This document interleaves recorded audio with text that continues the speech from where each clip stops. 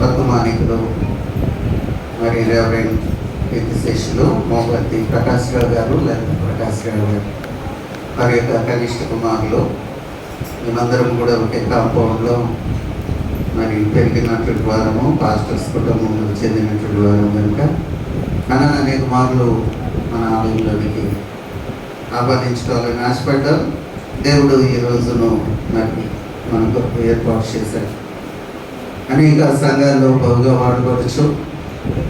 మరి తన యొక్క రిటైర్మెంట్ లైఫ్ను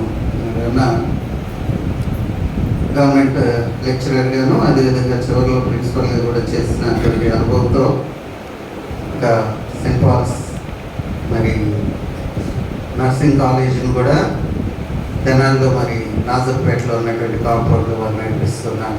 దేవుడు వారికి ఇచ్చినటువంటి అనేకమైనటువంటి బహుముఖ ప్రజ్ఞతను బట్టి నేను దేవుని ఎంతైనా స్తుతిస్తున్నాను. మరి వారు వచ్చి ఇంకా సమయాన్ని వేస్ట్ చేయకూడదని మనం త్వరగా మరి ప్రారంభించుకున్నాం. వారికి సమయం ఎక్కువ ఇవ్వాలనేటువంటి ఉద్దేశంతో వారిని ఆహ్వానిస్తున్నాం. ప్రభు వారి పట్ల ఇచ్చినటువంటి మాటను మనకు మరి దేవుడు అనుగ్రహించాలని వారిని ప్రేమపూర్వకంగా ఆహ్వానిస్తున్నాం. వారు వస్తుండగా మనం చప్పట్లు కొట్టి మన యొక్క ఆహ్వానాన్ని దయచేద్దాం.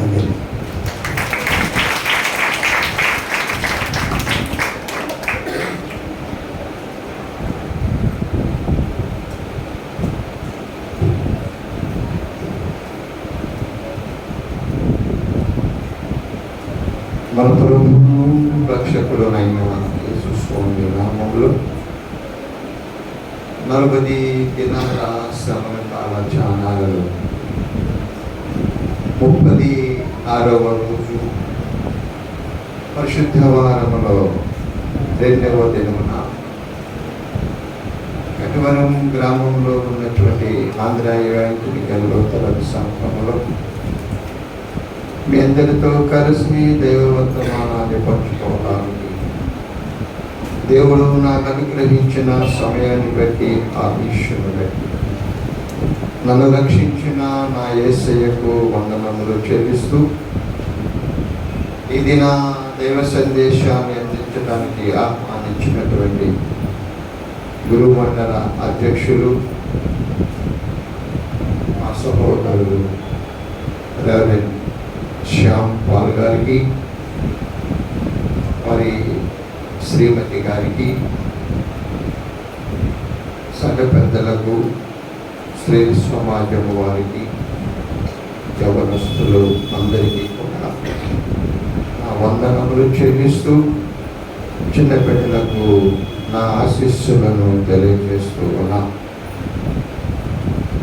మీ గురుమండల అధ్యక్షుల వారు, నేను దైవజనుల యొక్క కుమారుడు. వారి తండ్రి గారు దాసరి క్రిస్టియన్ గారు తూర్పుగుంటూరు సెనెట్కు అధ్యక్షులుగా కూడా పనిచేసి ఉన్నారు. అనేక సంవత్సరాలుగా మా ఇరువురు కుటుంబాలు గొప్పవాళ్ళ కాంపౌండ్లో మేము నివసిస్తూ ఉన్నాం. అన్యోన్యమైనటువంటి సహవాస సంబంధాలను కలిగి ఉన్నటువంటి వారు. రాత్రి ఒక దైవజనుని కుమారుడుగా మరి ఒక దైవజనుడు మీ గురు మండల అధ్యక్షులుగా పనిచేస్తూ ఉన్నటువంటి ఈ సంఘంలో దేవుని యొక్క వర్తమానాన్ని అందించడానికి నేను సంతోషిస్తూ ఉన్నాను. మీరందరూ సంతోషంగా ఉన్నారా? ఓపికగా వాక్యం ఇద్దారా? నేను చాలా సంవత్సరాల తర్వాత మళ్ళా ఈ సంఘంలో పరిచర్యకు నేను వచ్చి ఉన్నాను. వాక్య సందేశానికి వెళ్ళక ముందు శ్రమల కాల ధ్యానాలలో మొదటిగా నేను పాడేటటువంటి పాట సిలువ చెంత చేరిన నాడు కలుషములను కడిగివే. చేతులుంటే చప్పట పడండి. సిలువ చెంత చేరిన నాడు కలుషములను కడి వేయు పలువలెను శిలవలెను పలువలెను శిలవలెను సిద్ధపడిన భక్తుల చూసి సిద్ధపడిన భక్తుల చూసి సిలువ చెంత చేరిన నాడు కలుషములను కడిగి వేయు వందలు వేల మందలలోని ఒకటి తప్పి ఒంటరి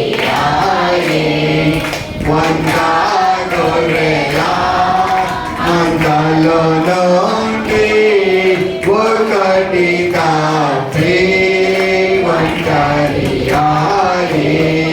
తొమ్మిది తొమ్మిది గొర్రెల వినతి తొమ్మిది తొమ్మిది గొర్రెల వినతి ఒంటరి అయినా గొర్రెను వెదకి ఒంటరి అయినా గొర్రెను వెదకి సిలువ చెంత చేరిన నాడు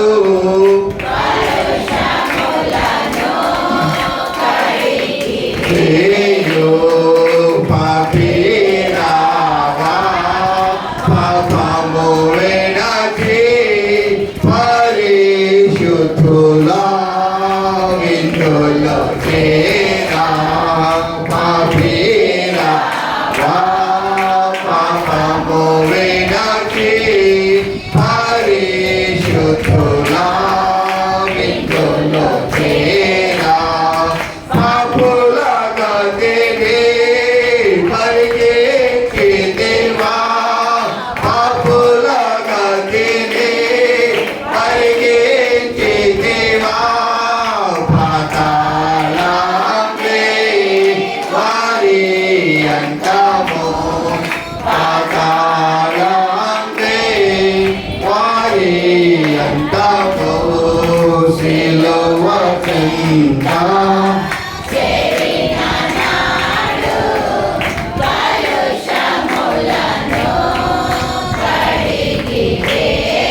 ప్రియ విశ్వాసులారా,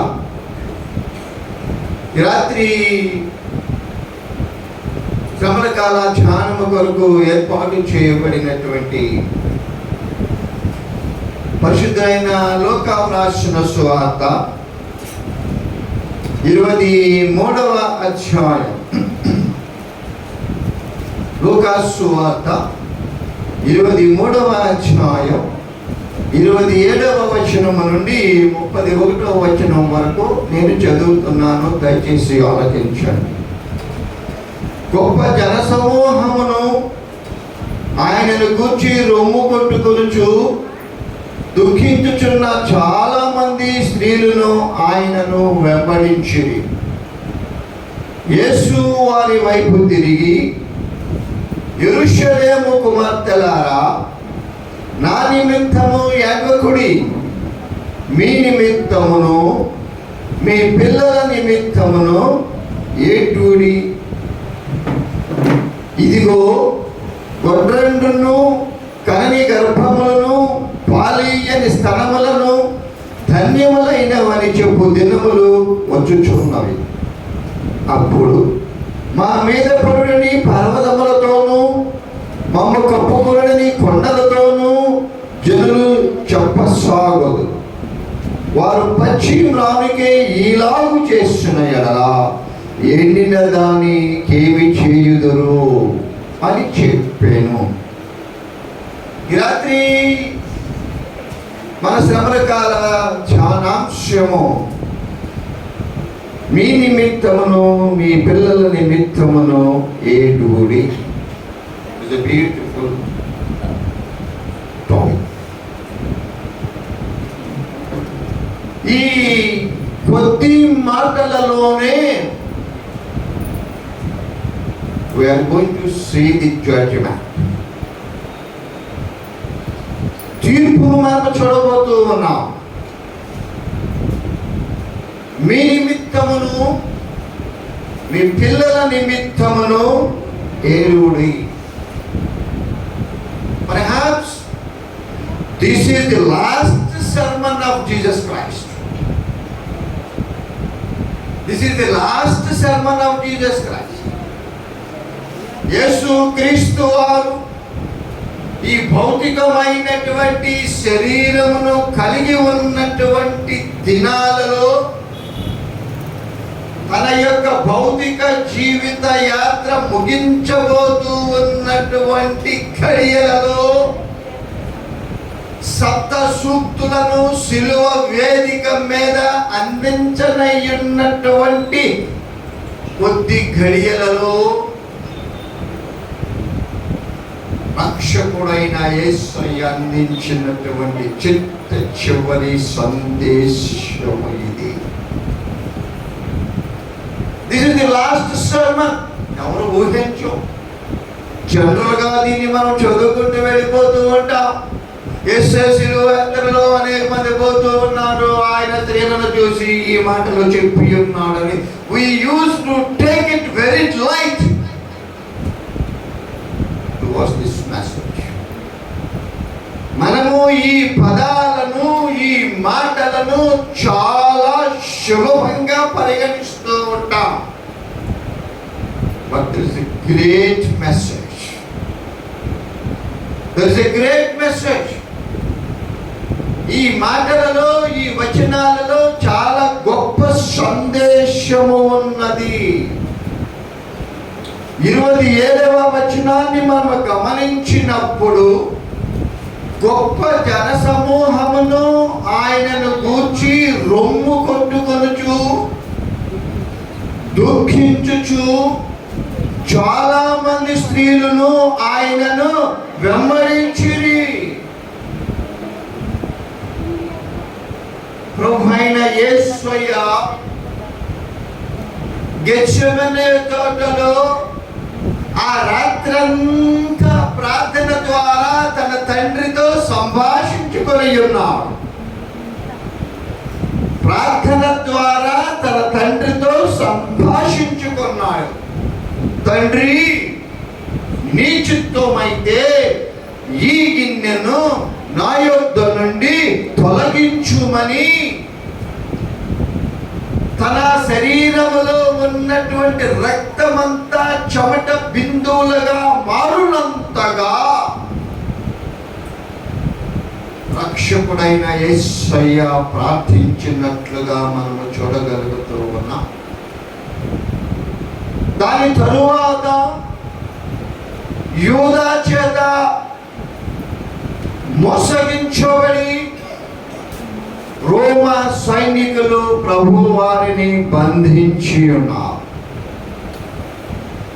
సన్హెడ్రిన్ సభ, పిలాతు మందిరం, హేరోదు మందిరం తిరిగి పిలాతుల దగ్గరకు తీసుకురాబడి ప్రభువారిని విచారించినట్లుగా మనం పరిశుద్ధ గ్రంథములో చూస్తూ ఉన్నాం.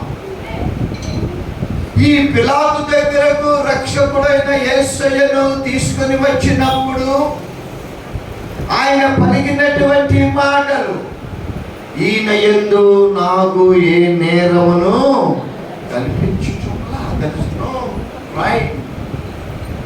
ఈయన యందు ఏ నేరమును నాకు కల్పించడం లేదని గొప్ప సాక్ష్యమును ఇచ్చినప్పటికీ కూడా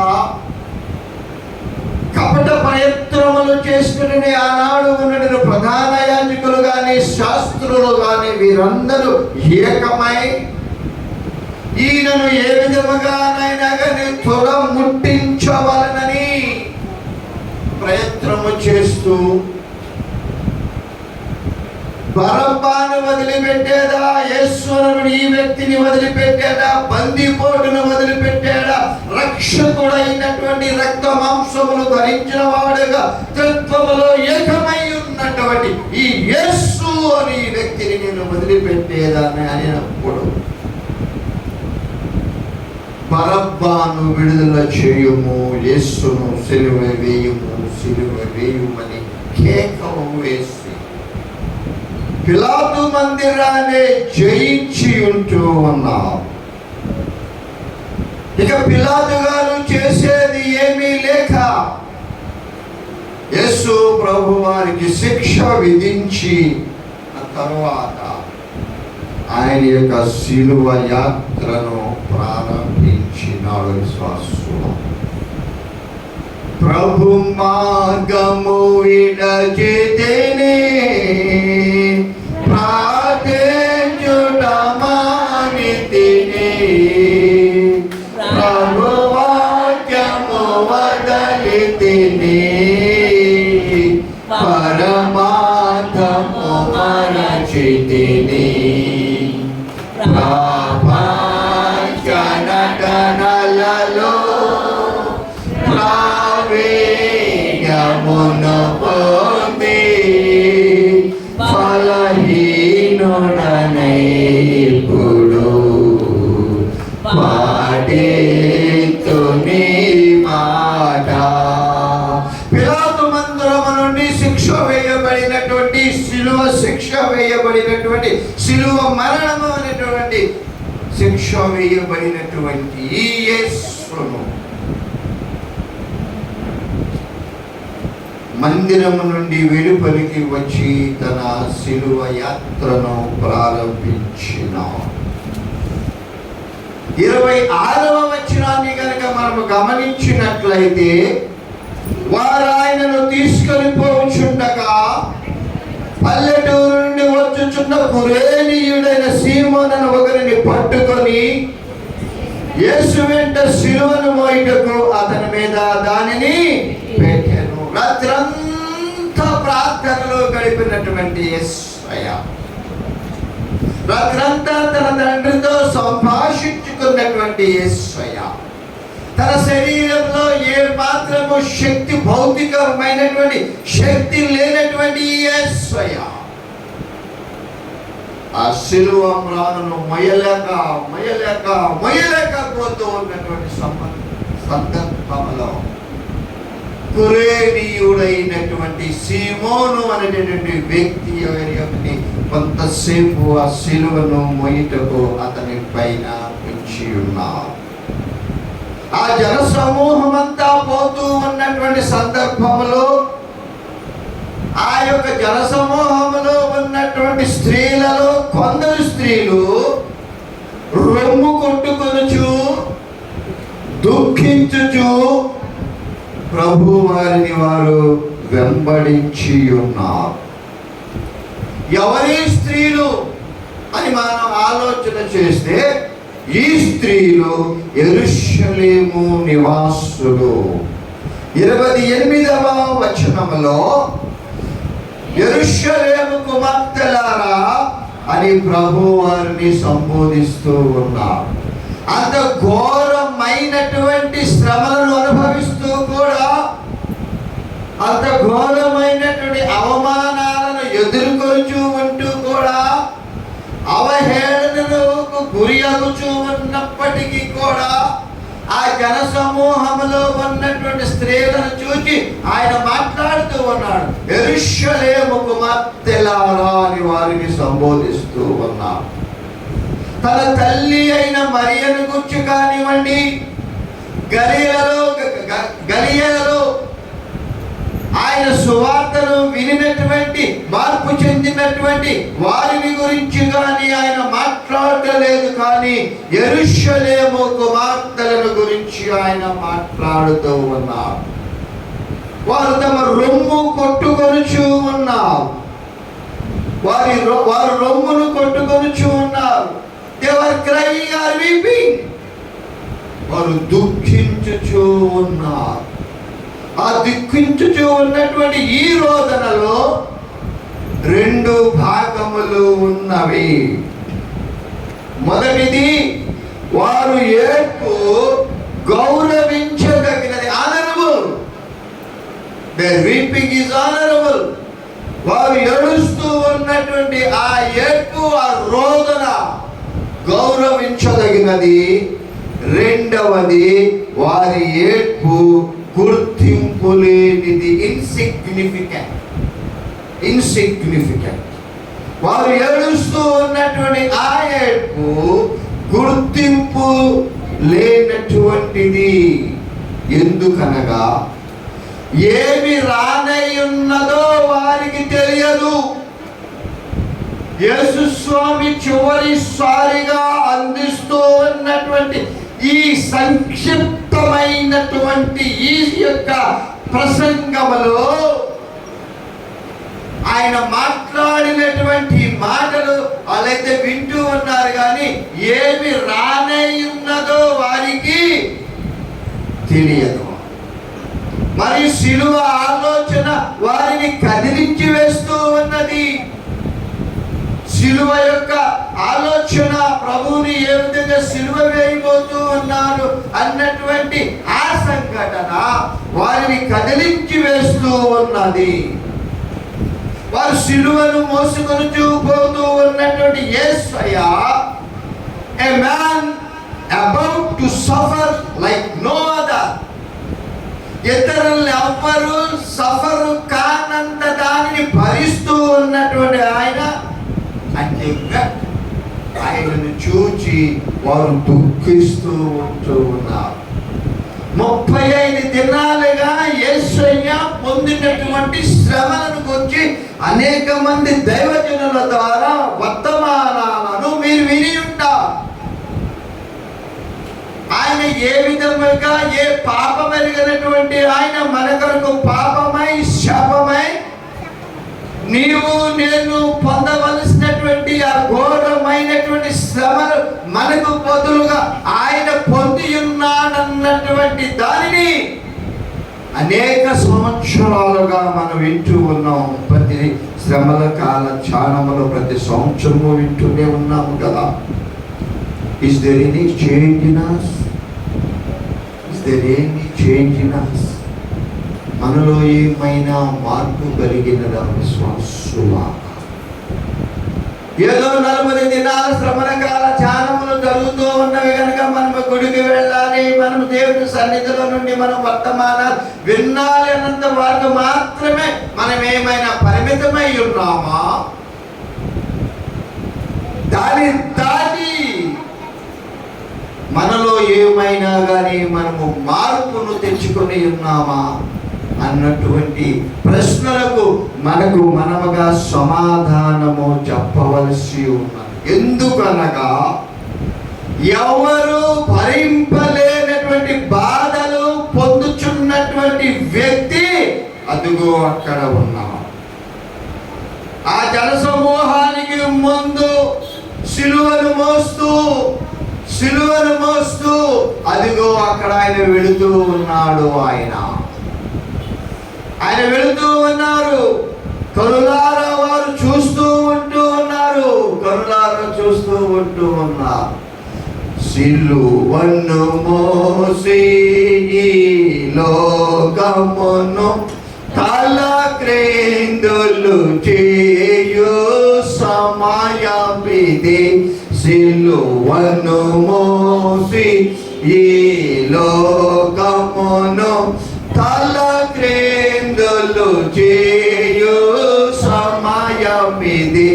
లేలేము సోదరుడా నిద్ర నుండి, లేలేము సోదరుడా నిద్ర నుండి, ప్రకటించు సమయము లేదు.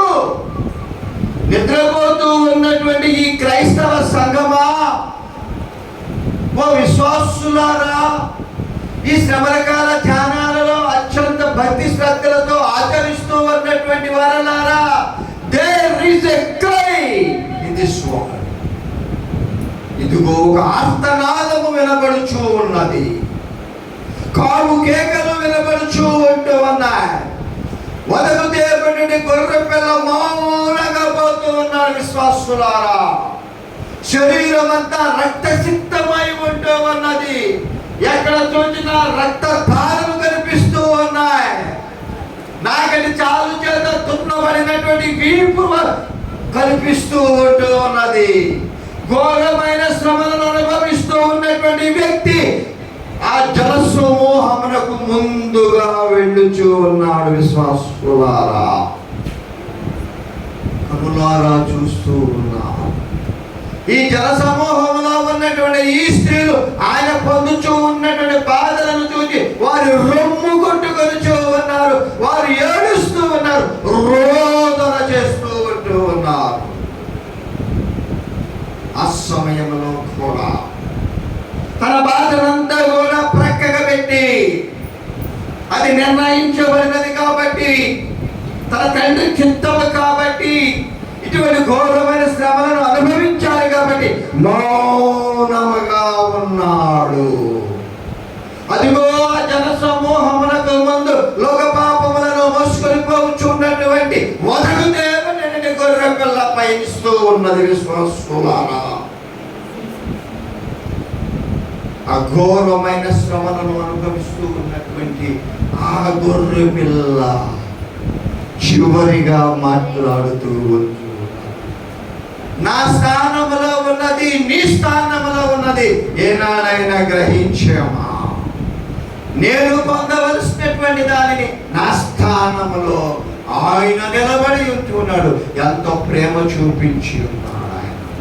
ఈ ప్రపంచంలో, ఈ విశ్వంలో ఎవ్వరూ చేయలేనటువంటి ఘోరమైనటువంటి దానిని ఆయన మనకు చూపిస్తూ ఉన్నాడు. ఆయన పాపము యొక్క ఫలితము ఏ విధముగా ఉంటుందో, the consequences of this sin, the consequences of this sin, పాపము యొక్క ఫలితం, పాపము యొక్క రిజల్ట్ ఏ విధంగా ఉంటుందో నీవు నేను దాన్ని అనుభవించకుండా, అదిగో చూడు శిలువ మీద వేలాడుతూ ఉన్నటువంటి యేసయ్యను చూడు.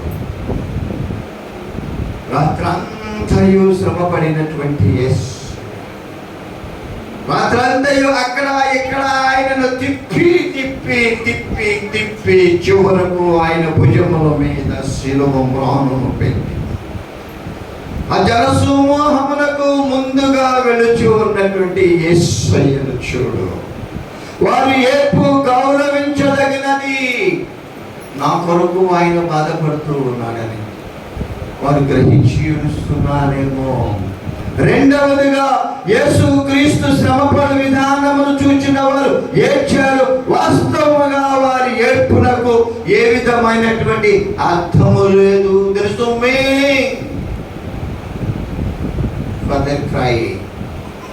వారు ఆ విధముగా ఏడ్చుటలో అర్థం లేదు. ఎందుకనగా కన్నీరు విశ్వాస ఫలమును, మారు మనస్సును, నిజమైన రక్షణకు ఫలములు కావు. కన్నీరు. ఎందుకని నేను ఈ మాటలు మాట్లాడుతూ ఉన్నాను? ఒక్కసారి ఒక వ్యక్తి దగ్గరికి వెళదాం. తన జ్యేష్ఠత్వపు హక్కును అమ్ముకున్నటువంటి ఏశావును గుర్తు తెచ్చుకుందామా ఒక్కసారి విశ్వాసులారా? హెబ్రీ పత్రిక 12వ అధ్యాయం, హెబ్రీ పత్రిక 12వ అధ్యాయం 17వ వచనములో ఏశావు ఆ తరువాత ఆశీర్వాదము పొందగోరి కన్నీరు విడుచుచు దానికోసము శ్రద్ధతో వెతికినను మారు మనసు పొందన అవకాశము దొరకక విసర్జించబడినని దానిని మీరు ఎరుగుదురు. కన్నీళ్లు విడుచుచు ఏశావు కన్నీరు కార్చాడు, ఏశావు ఏడ్చాడు. దానికోసము శ్రద్ధతో వెతికినను మారు మనసు పొందడానికి there is no chance at all. అవకాశమే లేదు. మారు మనసు పొంద అవకాశము దొరక విసర్జించబడినని మీరు ఎరుగుదురు కదా.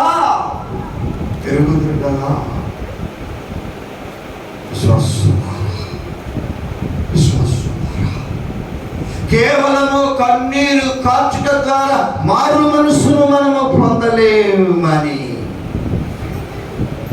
ఏశావు యొక్క జీవితమును చూచినప్పుడు మనము అర్థం చేసుకోగలుగుతూ ఉన్నాం. బాప్తిస్మమిచ్చు యోహాను కూడా మారు మనసును గురించి మత్తయి సువార్త 3వ అధ్యాయము 8వ వచనములో మారు మనసు తగిన ఫలము ఫలించుడి, మారు మనసులకు తగినటువంటి ఫలమును ఫలించుడి. ఎక్కడ దొరుకుతుంది? ఎక్కడ దొరుకుతుంది? ఎంతకు దొరుకుతుంది? ఎవరి దగ్గర దొరుకుతుంది? ఉంటే డబ్బులు పెట్టి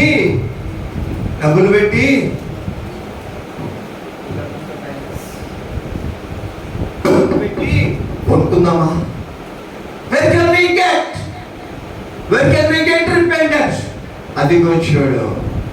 నీ కొరకు నా కొరకు శిలువ మ్రాణి మీద చిందించినటువంటి ఆయన రక్తమును ఆశ్రయించిన ద్వారా మలినమైనటువంటి కలుషితమైనటువంటి దుర్గంధ భరితమైనటువంటి ఈర్ష్య ద్వేషము అసూయతో కలిగినటువంటి ఈ యొక్క శరీరాన్ని ఆయన రక్తము ద్వారా శుద్ధీకరించుకోవడం ద్వారా you can get repentance.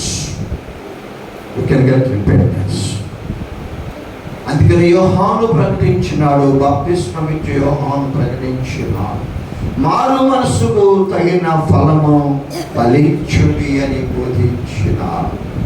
యేసయ్య మాట్లాడినటువంటి మాటలు, యెరూషలేము కుమార్తెలారా నా నిమిత్తము. మరి ఎవరి కోసం ఏడవాలయ్యా? ఎవరి కోసం ఏడవాలయ్యా? మా కన్నులతో మేము చూస్తూ ఉన్నాము కదయ్యా, నీవు మా కొరకు పొందుచూ ఉన్నటువంటి ఈ ఘోరమైనటువంటి శ్రమలను మేము చూస్తున్నాము కదా. మేము ఎవరి కోసం ఏడవాలయ్యా? మీరు ఎవరి కోసము ఏడవాలండి? మీ నిమిత్తమును, మీ పిల్లల నిమిత్తమును. ఈ సామాన్యమైన మాటలా? చాలా తేలికగా మనము తీసుకునే మాటల కనిపించడానికి చాలా సులభముగా కనిపిస్తూ ఉన్నాయి. ఈ మాటల్లో నిగూఢమైనటువంటి ఆత్మీయ రహస్యము ఉన్నది. విశ్వాసులారా, ఆయన శిలువ యాత్రకు సిద్ధపడ్డాడు. ఆయన శిలువ మీద మరణించడానికి కూడా ఆయన సిద్ధపడ్డాడు. ఆయన మాట్లాడుతూ ఉన్నాడు. ఆయన చూచి రోధిస్తూ రొమ్ము కొడుచు అయ్యో అయ్యో అని రొమ్ము బాధ కొడుచు ఉన్నటువంటి ఆ స్త్రీలను చూచి మాట్లాడుతున్నాడు, అమ్మలారా మీరు నా కొరకు మీరు యెరూషలేము కుమార్తెలారా నా నిమిత్తము ఏడవకండి, మీ నిమిత్తమును మీ పిల్లల నిమిత్తమును. They might have shock. శిలువను మోసుకొని